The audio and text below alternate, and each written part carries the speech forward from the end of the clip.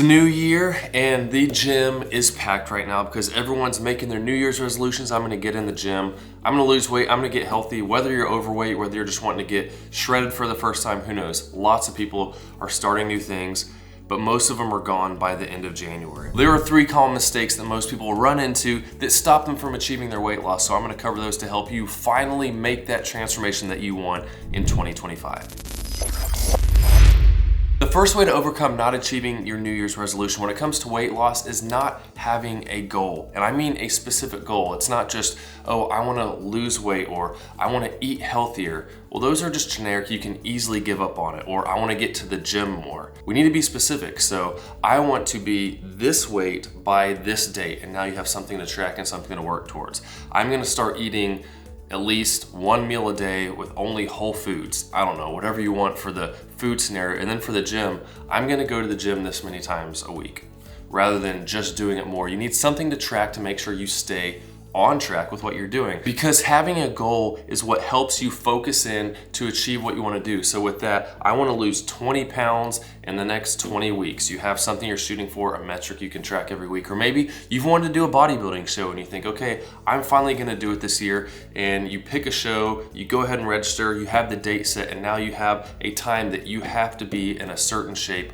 by that date, and you have something to work towards. Because if you don't have a specific goal, especially when it comes to something like a competition that really helps because you're going against other people, it's not just you, it helps you to stay motivated to achieve those goals you wanted. And speaking of bodybuilding shows, if you are interested in doing one, I'm actually hosting the very first online bodybuilding show. I have a whole nother video we can link to show you about it, but Greg Doucette is a part of that. He's going to be the head judge in it. We're going to have a live audience voting on part of it, and then head judges picking finalists. We got $5,000 from the main prize, as well as gym equipment from multiple brands like RipFit and EvolvePal that I worked with before, and Harder Than Last Time supplements, so be sure to check that out if that's something you're interested in. Because for me, when I got in the best shape I've ever been in, it was when I did a bodybuilding show and I focused for 3 months dieting, training hard for that. I had a specific goal, and then it taught me a lot too about what kind of foods are good to eat if I'm wanting to maintain a lean physique, where I'm not feeling hungry all the time, and how much cardio it actually takes to do that. And that leads us to the next mistake, which is doing too much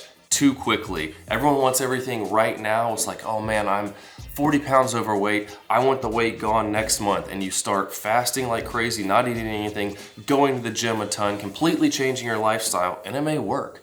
But what happens when the diet's over? You didn't actually train yourself to do something different aside from go completely off the rails. Then when you finally get it, you're so fatigued from all of that working out and all the dieting that you're not used to that you just go right back to what you used to do, and you start gaining weight right back and think, oh, I can't be lean unless I'm super strict with everything in my life. But really what you need to do is to make small changes. So rather than saying, I'm cutting out all sugar for a month or 2 months or whatever, or maybe no carbs, I'm gonna do keto or carnivore or whatever. I personally am not a fan of completely cutting out different food groups, because as soon as you do that, you start wanting it more. And then when you finally do have something, you have a tendency to go overboard and binge because you haven't had it for so long. And it's so good, especially when you're in a hungry state from dieting.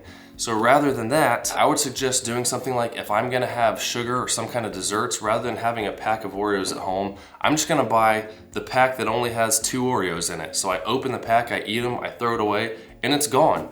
I'm not gonna be eating more food again. Or if I wanna have pizza, well, I'm just gonna go buy a small pizza. That's all I can eat is the whole thing, rather than getting a large one and be like, I'll eat a couple pieces, put it in the fridge, eat some more later. And then you end up eating the whole box of pizza because you're so hungry from all the dieting. So just making small changes, that goes with diet and it goes with your training. Rather than going to the gym every single day when you don't go to the gym at all, I'm gonna go 2 times a week. I'm gonna commit to that. And it doesn't have to be set days. I might go Monday and Thursday one day, and the next week it works out, I end up going Tuesday and Saturday, but I'm gonna hit those 2 days a week to go to the gym, and I'm gonna do a full body workout both times. And once you get used to that habit, then you add on to it. You're slowly making changes. You do something for 3-4 weeks, make it a habit, then do something else. So now, okay, I'm gonna try going to the gym 3 times a week. So now maybe I might do a upper lower on Monday, Tuesday, and then a full body workout again on Friday. And once you get used to that, if you're enjoying it, well, I'm gonna change it to 4 and I'll do an upper lower and an upper lower again. So you're still hitting all the muscles you want twice a week. You got legs,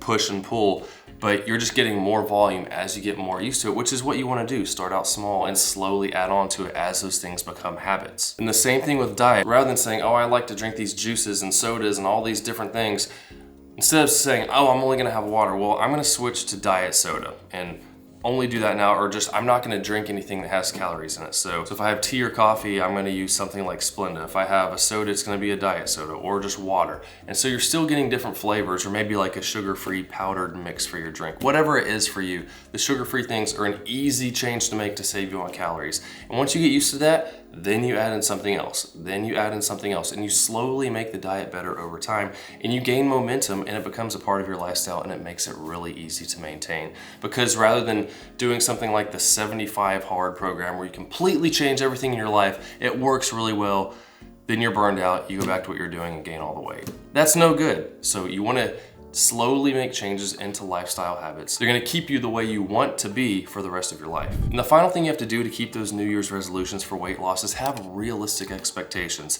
Like the example of someone being 40 pounds overweight and you want it gone next month, that's not realistic. I mean, if you do a ton of cardio, barely eat, you can do it, but you're gonna feel terrible and you'll probably binge afterwards and you'll probably be losing muscle. You don't wanna lose that, you just wanna lose the fat. You have to remember, I didn't gain those extra 40 pounds over 1 month. That was probably years of slowly being in a calorie surplus over and over again. So you start cutting back and losing that fat slowly, and that's more sustainable and you won't feel terrible while you're doing it. And the same with the gym. You might think, oh, I'm kind of overweight, but oh, I'd really like to look like Chris Hemsworth from Thor or Daniel Craig from James Bond, something like that. But what you don't realize is you have to gain a lot of muscle to look like that as well. And that is a slow process. If you have good genetics, you might gain 10 to 12 pounds of muscle with hard training for a year and your diet being good. But then you're having to lose fat while training hard. It's a lot of work. So you have to slowly work into those, have realistic expectations, and sure, have a goal of what you want to look like in a few years from now. But for right now, I want to slowly lose this fat over a certain amount of time. Be happy with your progress and not get discouraged. You know, your diet might be dieting for 8 weeks and then you stop for a month and then you go back into it and you slowly stair step down. You might think, oh, I want it gone now though. I want to do this, but it's not realistic. You want to change your body to look a certain way. You have to do it slowly over time and by changing your habits and the things that you'll be able to maintain over the rest of your life, and not just a short-term fix, because short-term fixes typically don't work when it comes to things like this. But those 3 things will really help you with reaching those New Year's weight loss goals and really changing your body for good. So have a specific goal in mind. Make sure you're making small changes and working towards that goal, and have realistic expectations and how long that's gonna take you.